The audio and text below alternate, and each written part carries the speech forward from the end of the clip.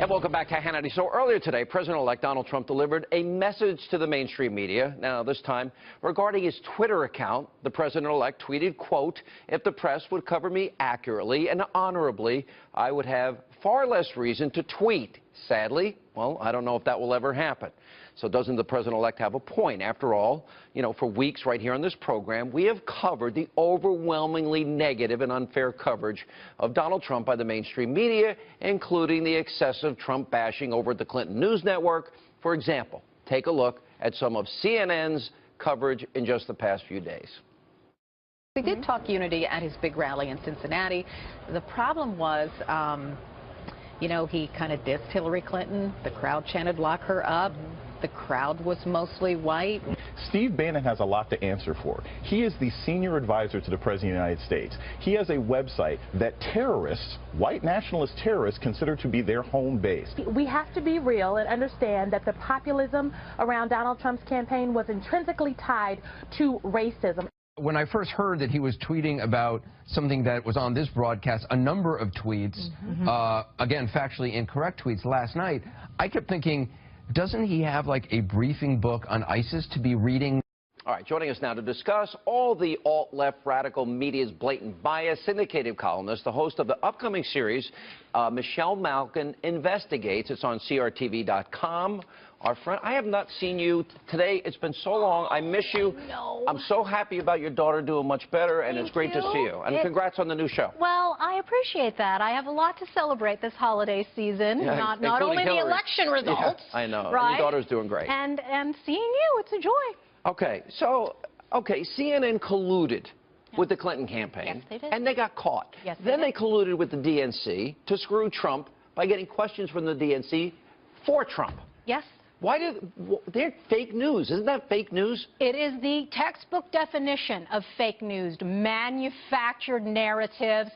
This is something I've been covering for as long as I have been not only in mainstream journalism, I've worked in newspapers, I've worked on TV, but also in new media. And that is the key here. You talked about Donald Trump using Twitter, using social media, circumventing the rest of the liberal media to get his message across.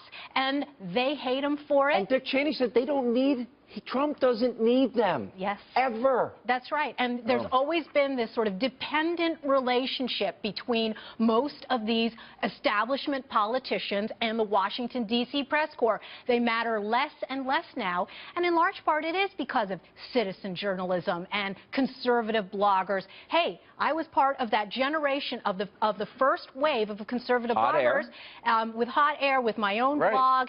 And you know what? We were the ones that called out the fake news manufacturers at CBS who made up. Remember when they made up the National Guard documents? Right. Yeah. And now this guy has the nerve and the chutzpah to be lecturing us about fake news? All right. So, look, I don't know what they think. Like, Christiane Amanpour was on PBS whining this weekend about freedom of the press is in jeopardy. Yes. Freedom of the press, you can say anything you want. You can be as opinionated as you want. You can report any way you want. Lie as often as you do. You have all the freedom. But that doesn't mean you get access to every president, every vice president, just because you work for a phony news organization. Here's what she said. Never in a million years could I have imagined myself on this stage in New York really appealing for the safety and the freedom of the American press. And I base that on, obviously, Donald Trump's rhetoric against the press, calling us dishonest, despicable, and all sorts of other epithets that were hurled around. I have covered enough of my colleagues who have ended up, as I put it, in cages in kangaroo courts in places like Cairo or in Moscow on trial for being inciters or sympathizers or associates or out-and-out, flat-out terrorists. So I feel I have to stand up for my own tribe in the United States. Tribe? Her tribe? Wow. Is that not pompous and sanctimonious and self-righteous? Yes. And it's the condescending attitude that is rendering them more and more irrelevant.